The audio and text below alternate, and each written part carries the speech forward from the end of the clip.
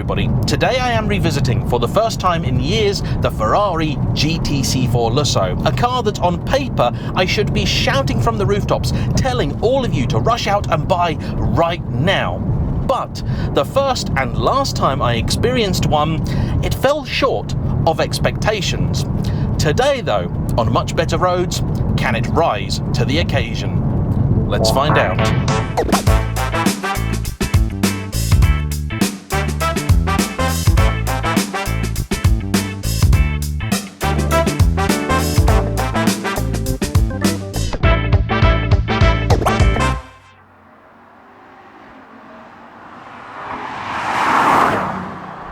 Just in case you are somehow unaware, the GTC4Lusso is effectively the facelift of the Ferrari FF, Ferrari's four-wheel drive four-seater introduced in the early 2010s. This model landed in 2016, having a relatively short life, being discontinued in 2020 with no official replacement. Practically speaking though, the car does have a successor, the Puro Sangue, Ferrari's SUV, or as they like to call it, their FUV. However, not only is that a very different format of car, it is also dramatically more expensive.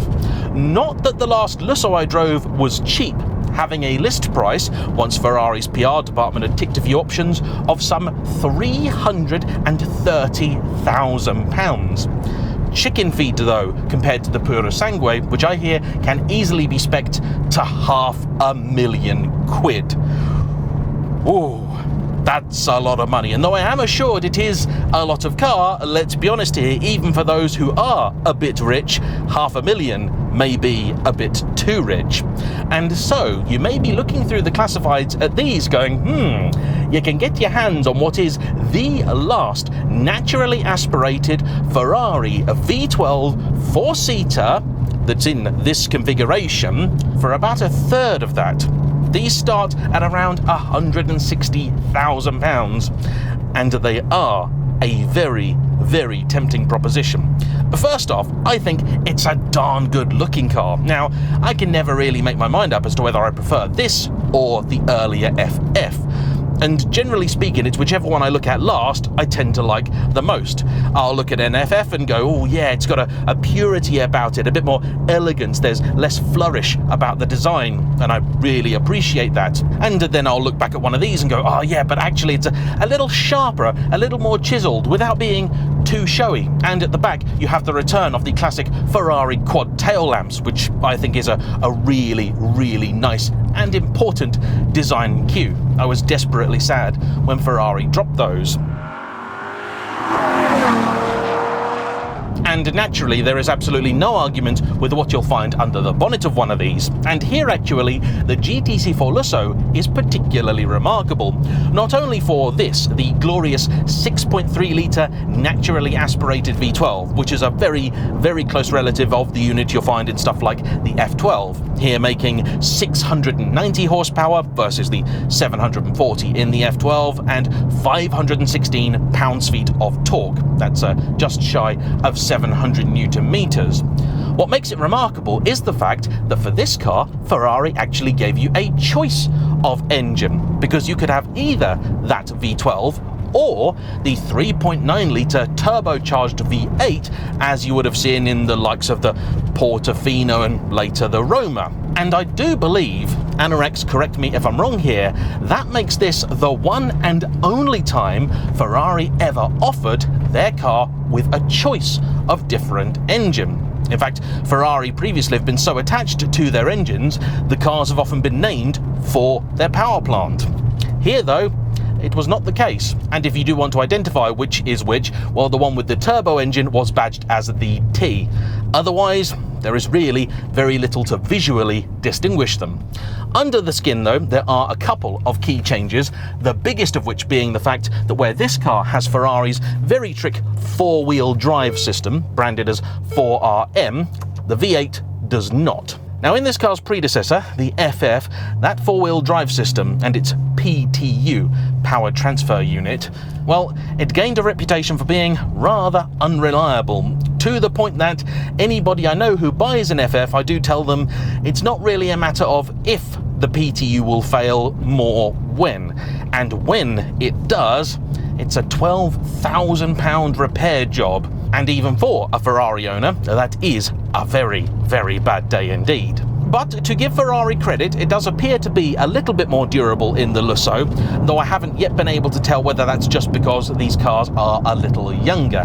However, most importantly, even in the FF, it really works. Now, it's an oddball system and apparently came from the fact that Ferrari didn't want to have any of the compromise traditionally associated with a four-wheel drive system. They didn't want to move the engine any further forwards or any higher, and so, rather than run an extra drive shaft underneath it or through it or anything like that, they instead connected a whole separate gearbox to the front of the car. And in it you have two gears, neither of which quite line up perfectly with the gears in the 7-speed dual clutch transmission, and through a series of clutches it effectively works the front axle and, well, does magic. And it really does magic. It's a fabulous system. Although, it is worth pointing out that once you reach a certain speed, I think 120 mile an hour or so, or you're in, I think, 5th gear and beyond, the car is no longer actually all-wheel drive. Instead, it simply reverts to rear, even if you do have the V12 with the system equipped. And curiously, the debate of whether V12 or V8 is best isn't as simple as you might think, because though I am inclined to say, of course, go for the 12, there are lots of people out there who prefer the V8, not just because it doesn't have the PTU and a little bit less power, 610 horses versus 690, but it has more torque lower down, so 561 pounds-feet as opposed to 516. That's another 60 newton meters. And because it doesn't have that front-end all-wheel drive system, it is apparently a little keener and the overall car a little lighter. Still no flyweight though, at knocking on for 2 tons. In addition to that, for the Lusso, the 4-wheel drive was also joined by 4-wheel steer, helping make this 5-meter long car with its enormous 3-meter wheelbase a little bit more agile. Now, I know that these cars being beautiful isn't an opinion held by all, and there are many who prefer the looks of the older 456, and maybe a few who like the 612, but let's be honest here, that really isn't a looker. However, you cannot deny that the change from sort of coupe to this shooting brake format did make the cars considerably more practical. And in here, you will find space for 4 proper adults, maybe not basketball players, but the majority of people I think should be able to fit in fairly easily. And you've got a pretty decent sized boot too. Over 400 litres. Okay, it has a weird little shelf in it, which is necessitated by the fact that in the rear of these cars you've got a gearbox, differential and fuel tank as well. And there's a lot to fit there. But still, they're very, very usable. You can even fold the back of the seats down and turn this into a sort of, well, really big version of the old BMW Z3M Coupe. Inside, you'll also find an interior that is covered in acres of leather, a steering wheel that is in modern-day Ferrari tradition, festooned with buttons, though there are a few nice changes made to it, like the fact that the indicators now have little sort of fins behind them, so you can activate them in a slightly more normal fashion. The infotainment system over here is massively improved over that in the FF, which I think was just Fiat Chrysler derived, although there are a few irks, like the fact that if you want to activate any of the seat heat or cool functions, you now press a button on the seat which brings up a menu over here, and I mean that's just daft. What's wrong with buttons for simple functions like that? Handily, they do have a button for the lift, which on this is an all-wheel lift, and even without it, ground clearance is usually fine, but with it, well, you should do pretty okay in this. Even a multi-story car park, I reckon the Lusso might just about survive. Parking it could be an issue, because it's a big old thing. Think about as big as a Range Rover, and let's be honest, they're not easy to park. And though driving a Range Rover down these roads isn't all that daunting, something like this sometimes is, because you sit that much lower in it, which exacerbates the sense of the scale of the car. You can, though, still see a good amount of bonnet. Visibility overall is actually pretty decent. In fact, compared to the Jaguar I've been recently driving a lot, visibility over here is massively better, because your pillar is way, way back there. Many of these Lussos also have a little bit higher spec than the older FFs, so it's only really later FFs that you get the panoramic roof, but these, many of them have it, and it does make the whole thing feel a bit lighter and airier.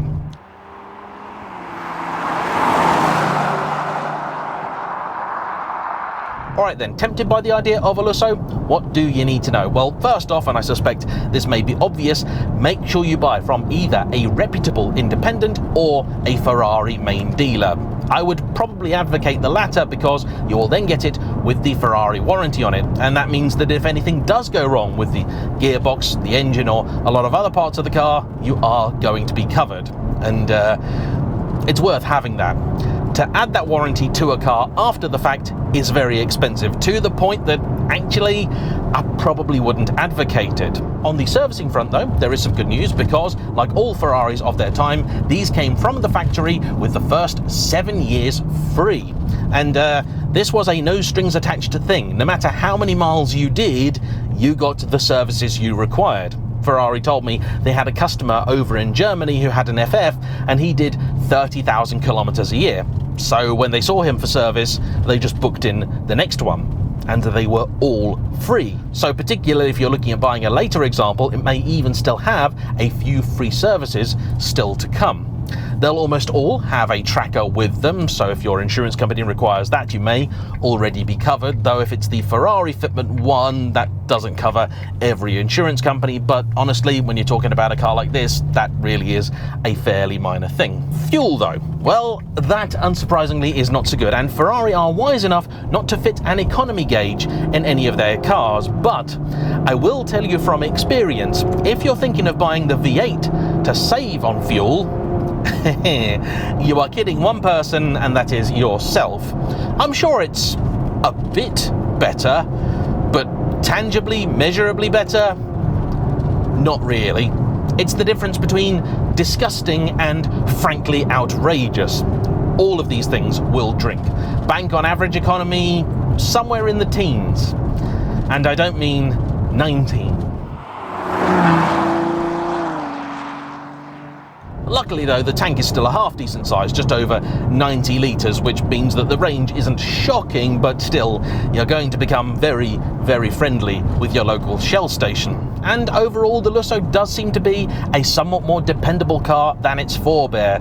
The FF has gained a reputation for being one of the most difficult and needy of all modern day Ferraris to own, and that's a shame really. You can also tell that the market is really beginning to appreciate these cars because all the prices for them are just a little bit higher than they were a few years ago. And if you're sat there waiting for them to drop, I'm not convinced they're going to do so in any significant way. Naturally, carbon ceramic brakes are also standard. They have immense stopping power and are generally pretty decent things, although do beware, because if you're buying one of these that's got some miles on it, the discs should last, but they don't last forever, and there are things that can happen to them, getting stones in them, being cleaned in a cheap car wash, that can dramatically shorten their life. So again, if you have any concerns, make sure to get the car inspected before the fact, because that's one thing you're unlikely to be able to get sorted as a warranty item.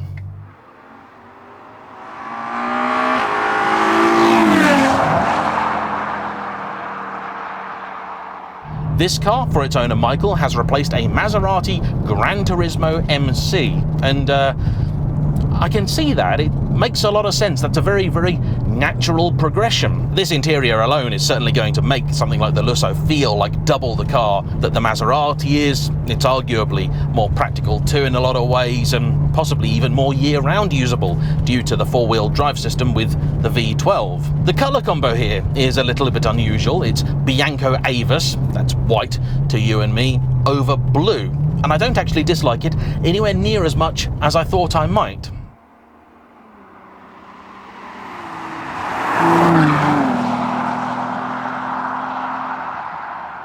However, the last time I drove a Lusso, it was in the middle of that weird period when we weren't quite in lockdown anymore, but things weren't really fully open, and I was over with my friend Scott at Rattarossa doing a little bit of filming. And because of that, I never really got to try the car on my preferred test roads. 3-point turn hill start torch test. Car does really well. The hill hold, I think you need to press the brake a little bit more. I'm sure it does have it, but visibility's good. Gearbox is nice and easy. Yeah, car's good. And though the car was very impressive and very nice and everything, it didn't give me the fizz when I wanted to have fun. It just didn't excite. And for a 6.3 litre, 200 mile an hour, 700 horsepower Ferrari, that's a rather fatal flaw. But was I wrong? Well, let's find out.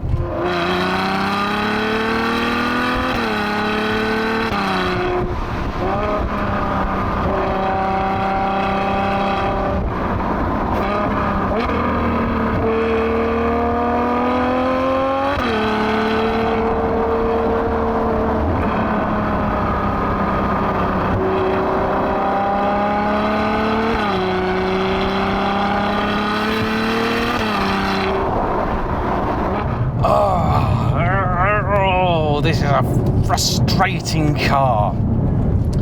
So, right now I've got it in sport mode on the Manatino, and in these cars you get different settings to those in the sports cars. So you have ice, wet, comfort, sport, and then ESC off. There is no race mode, but in something like the 458 there is no comfort mode. And when you're just bimbling along, comfort mode is genuinely comfortable. This car is really impressive, and that is one area where it really wins over the older FF, which is surprisingly firm. In fact, it's even firmer than the F12. And the last FF I drove I had for a couple of weeks, courtesy of a lovely chap called Nick, and he said, yeah, not only is it definitely firmer than the F12, which he borrowed, it's also firmer than his E92 BMW M3. And that just, well, it doesn't make any sense. However, when it comes to having a bit of fun, the FF is simply put magical. And it's not like this is bad. The engine is sensational. Last time I drove it, I didn't really feel that way about it. I don't know why, I just didn't, but no, make no mistake, this is an absolute masterpiece. However, it's the steering. It's just lost something. Now, I believe I have erroneously previously said that these cars have electric power steering. This is not true. It is still hydraulic. And there is a little bit of feel and feedback coming through it. Even on this section of road here, I'm getting quite a bit of texture and information coming through the wheel. That's nice. But when it comes to getting through the corners, it's lacking that action of waiting up. It doesn't really talk to me. It doesn't really communicate exactly how much I'm asking of the chassis. Very, very frustrating. The gearbox though, that's the opposite. It's absolutely fantastic. When you're around town and driving gently, it actually does a reasonably good job of imitating an auto box. I would say better than the F12s. But then when you want to have a bit of fun, your upshifts, accompanied by that nice little crack, no silly artificial pops and bangs here, and then downshifts. Oh, this car has the LED carbon steering wheel, and yeah, piles on the speed very, very easily. This, it's also very cosseting. It's lovely. You could do big miles in this. There's a bit more road noise than maybe you'd really like, or you'd get in, say, a big Bentley, but then it's a lot lighter than a big Bentley. Sure, this is 2 tons, but a Continental GT is 2.25 tons. So I think really the suspension for me, they got absolutely right. They nailed that. It is exactly how I would want a car like this to be. It's still got enough body control in the corners. I've activated bumpy road mode, which you can do when you're in sport or ESC off, and it's got a lot of control. It's very, very nice. And of course, if you like it a little bit firmer, you can disengage that and the car will give you that. But even in its firmest mode, it doesn't really shake you about all that much. In fact, just to put that to the test, I'm going to take the car down what I call the roller coaster, which is a very, very good test of suspension and may show exactly what it is that I'm talking about with the steering. Tight little turn here. The 4-wheel steer bit does a lovely, lovely job, although I can't help but wonder if maybe that in some small way is contributing to my criticism of the car. It doesn't exactly turn on a sixpence, this thing. It's no Honda Prelude, but still, it is more agile around town than you'd think, given the size of it. The rack is also not quite as quick as, say, in the F12, and again, I suppose for a car like this, that's what you'd want. You don't want it to be too sensitive. All right, here we go. I'm now in regular sport mode, no bumpy road, and yeah, body control here is absolutely fantastic. This is an awfully paved piece of road. They have done some repairs to it recently, but it's still a very, very lumpy, bumpy thing. And yeah, let's go through here. Yeah, cars absolutely planted. This is sensational. But yeah, I shouldn't be able to do that in a Ferrari without it responding. If I did that in the 550, oh, I'd be over there somewhere. And they've just, I don't know, they've just blunted it a little bit. And that's a shame. And for me, it does just take the edge off. Now, in any other car, absolutely any other car, this would be a fairly minor criticism. But this isn't any other car, is it? It's a Ferrari. It's a when new £300,000 Ferrari. These, like all the Ferrari 4-seaters, cost more than the equivalent 2-seater of the day. And naturally, like all Ferrari 4-seaters before, the FF and the Lusso have gone on to become standard bearers for depreciation. So today, you can pick up an FF for just under £100,000, and these start at around 145 to 150, though the cheapest ones are all the V8T. These, the V12s, then start at about £160,000, going up to just over 200,000. They come in a number of glorious specifications, and if you want that Ferrari V12 experience, but with back seats you can really use, well, as if you had a choice, but it really will give you that. However, if you are a sporting driver and you want the ultimate thrill when maybe you're on your own and the kids have been dropped off at the pool, the FF is the car for you. You want to drive it daily and put miles on it, the Lusso is definitely the better choice.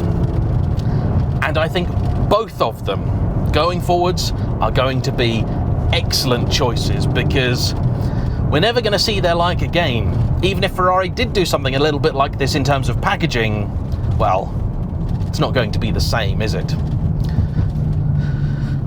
And so yeah, perfect car? No. Worth buying? For the right person? Yeah. This is the Ferrari GTC4Lusso. I want to say a big thank you to Michael for bringing it out, and as ever, to you for watching. Don't forget to hit the like button, comment down below, subscribe if you haven't already, and I'll see you for the next one. Bye-bye.